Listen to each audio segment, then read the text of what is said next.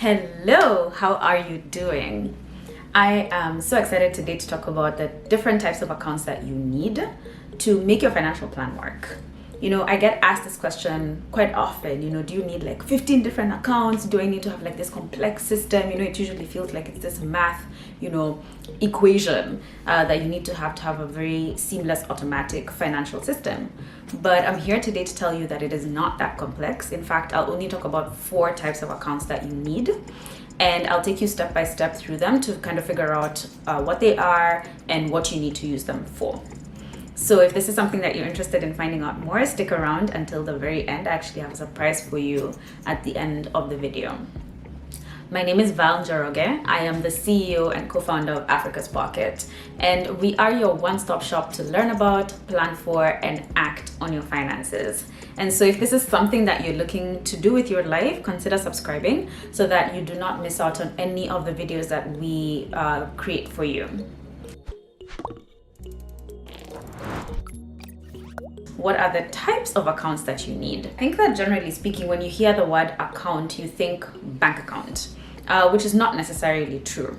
Definitely a bank account is one of obviously the foundations of your financial sort of system, but there's other types of accounts. So today I'm going to talk to you about where you get your income and spend it from. So your current account, your primary account.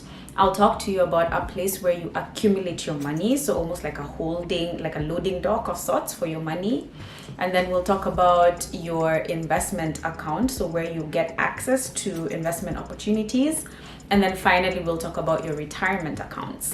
Let's start with the first one, a current account. So I think all of us have some sort of bank account or some sort of wallet where you receive money and you pay your bills from there. And that's what we're going to call your current account. Now, you can have more than one of these accounts. You can, and a lot of us already do, because you use your bank and then you use mobile money, for example. There are people who have, several current accounts because of all sorts of things. Like for me, for example, my last employer required me to open a bank account at one of the banks that they were affiliated with. And I had already opened a bank account when I was 18 in the bank that my parents used to bank with. So just like that, I had 2. And then, somebody tells me, oh, this other bank is amazing, then you have 3. Then before you know it, there are 4. Here, the thing that I would advise is take a look at which bank accounts you have, if you already have several, and find and figure out which ones serve the most, the best purpose for you. Because you really want a banking partner that you can work with for the things that are important to you. So like for me, for example, online banking is really important, convenience is really important, and sort of payment options are really important, good exchange rates.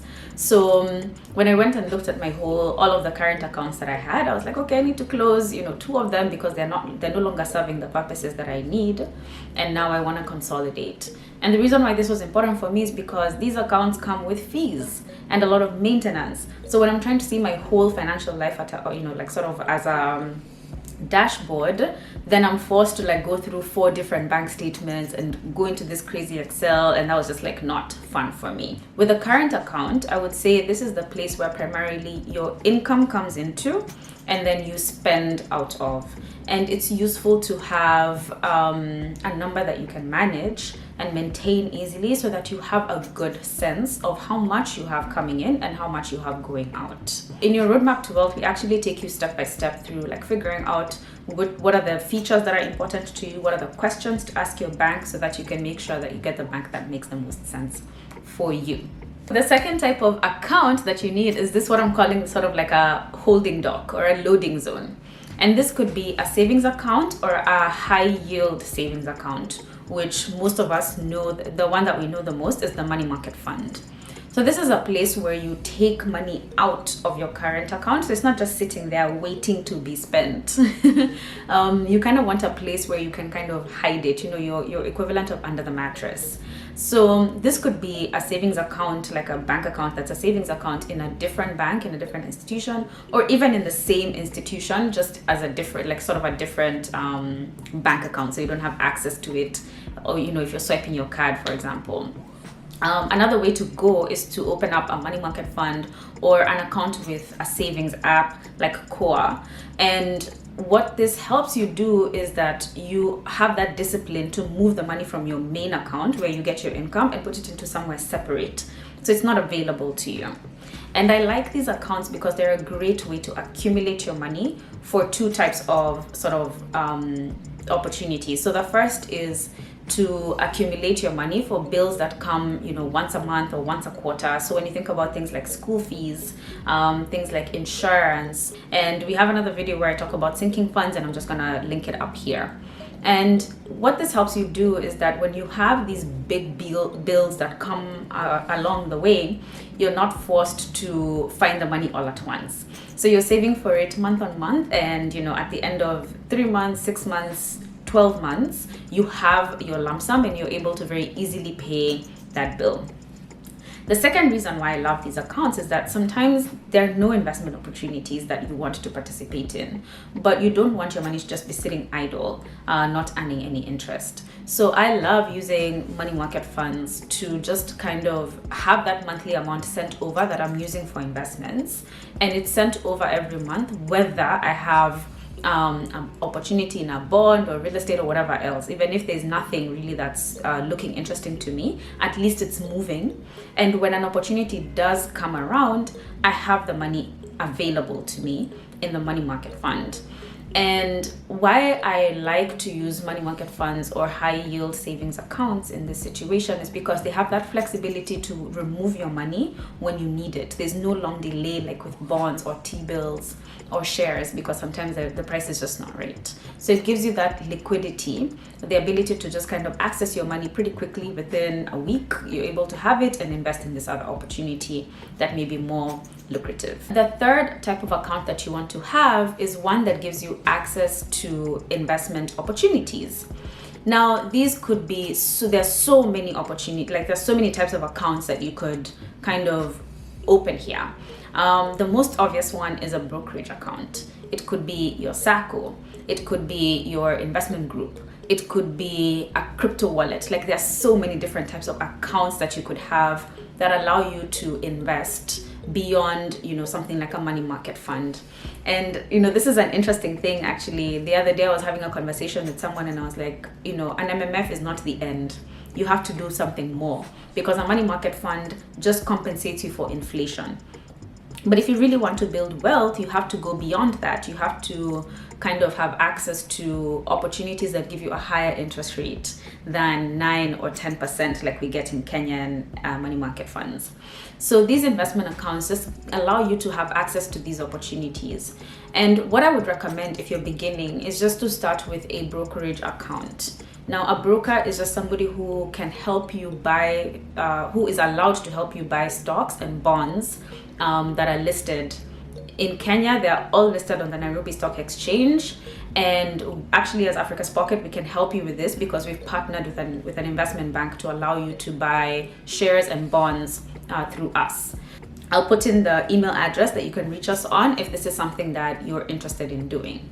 There are, like I mentioned, so many different types of investment accounts that you can access. You can open a brokerage account, like I've just mentioned. You can go to crypto wallets. You can do robo-advisors. You can have a chama. You can have, all sorts of things. Maybe you are part of a, real estate fund. Like there are all sorts of opportunities here.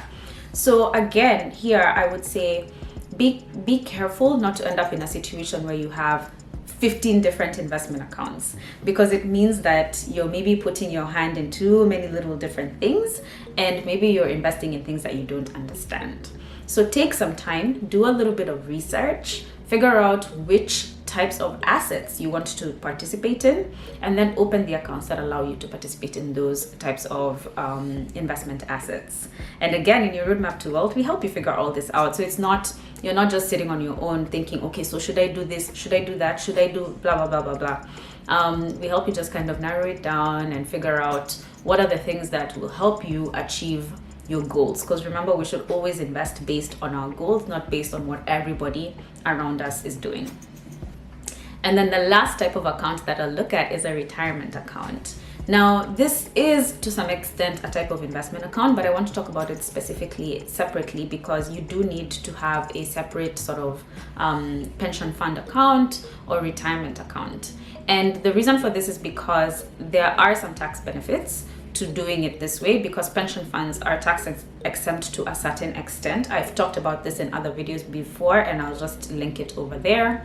And with retirement, I think that it's so important to have at least a portion of your retirement in a separate account that you just don't have access to, because again, temptation is real. Sometimes you look at it accumulating. We've had so many stories of people liquidating their 401ks in the US. So a 401k is just a type of retirement account.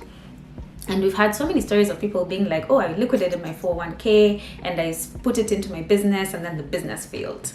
But I think it's so important to treat your retirement account as sacred and only access it once you have retired, because retirement is real. It's gonna happen, and at that point you can't work. And you really don't want to be in a situation where you're 70 and looking for employment because you blew your retirement money on some opportunity that was not stable, and then puts that your quality of life at that stage in your life in jeopardy. I urge that you open up a retirement account. There are so many different types of pension schemes and pension funds out there. You can usually find out about them from the Retirement Benefit Authority. This applies for most countries. You're able to kind of figure out who's licensed to manage your pension, and they have to invest in fairly safe assets, so your contributions are not at risk. You don't have a chance of somebody saying, okay, we invested in this bad thing and now all the money is at zero. And that's really the kind of protection that you want to give yourself when it comes to your retirement, because you have the benefit of time. So there's no need to take excess risks. If you're looking to get started on kind of making your financial plans a little bit more automated, a little bit more organized, a little bit more clear, what I would suggest is download the guide that we prepared for you. It's called Stop Freestyling Your Finances. I love the name because so many of us do this, and it's not our fault really. It's just the way society is. Nobody sits down and kind of helps you figure out what to actually do. So this guide takes you step by step through the different things you need to do to kind of get your financial plan started, and then from there you'll be able to figure out what next steps you want to take. I'll put that in the description box below. I'll put the link there, and you can go ahead and get started with taking control of your finances. And so until next time, I'm gonna send you very good vibes from my pocket to yours.